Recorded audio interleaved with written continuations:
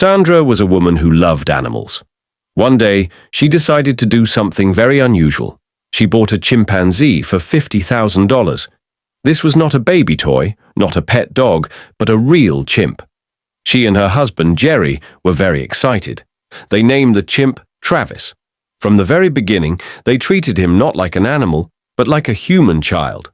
Sandra and Jerry fed Travis with a baby bottle.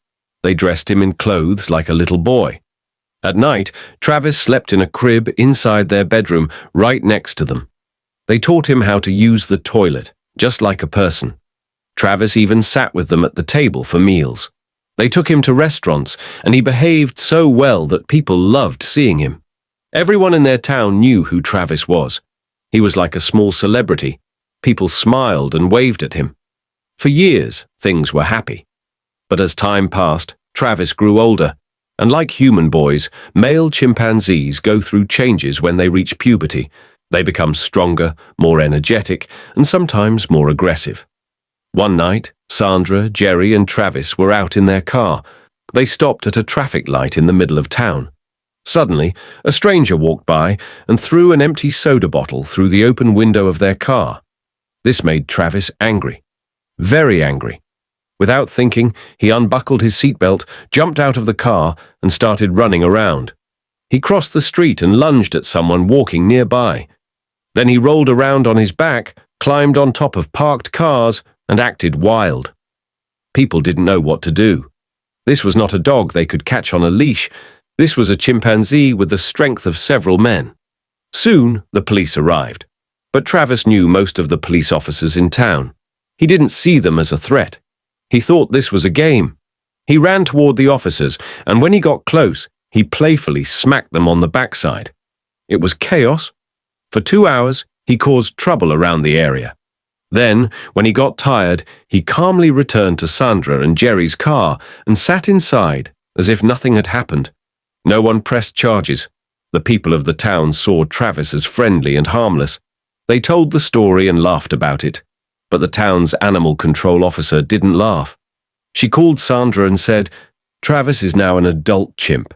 He has the strength of 5 grown men. He also has adult sexual instincts that are not being met. This could make him dangerous in the future." Sandra listened to the warning, but ignored it.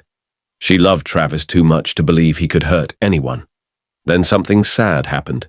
Jerry died. Sandra was heartbroken. Travis was also very upset.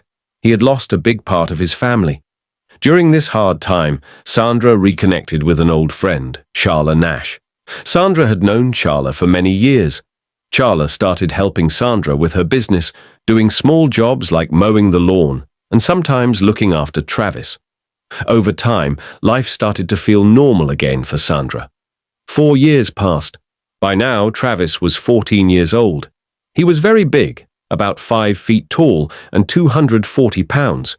He was also overweight because Sandra gave him lots of junk food.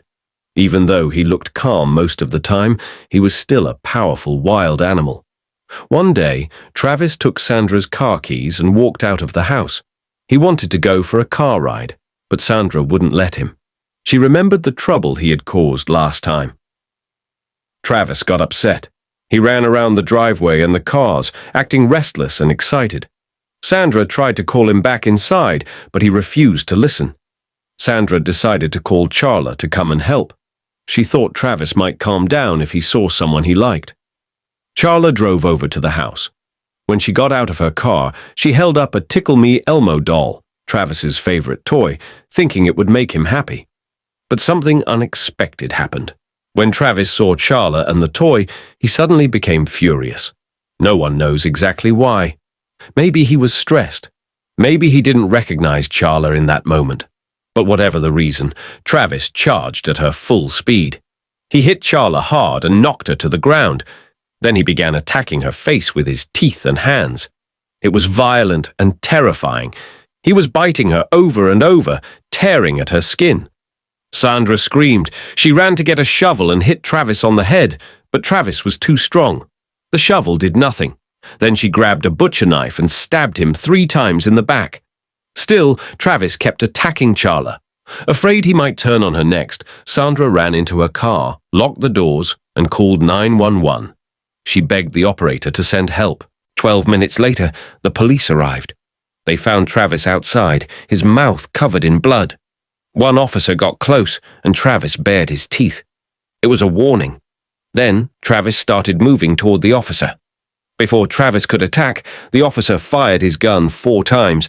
Travis ran back into the house, but later died from his wounds. Somehow, Charla survived, but her injuries were horrific. Travis had destroyed her face. She lost her eyelids, nose, lips, and part of her jaw. He completely removed one of her hands and most of the other. She was permanently blind.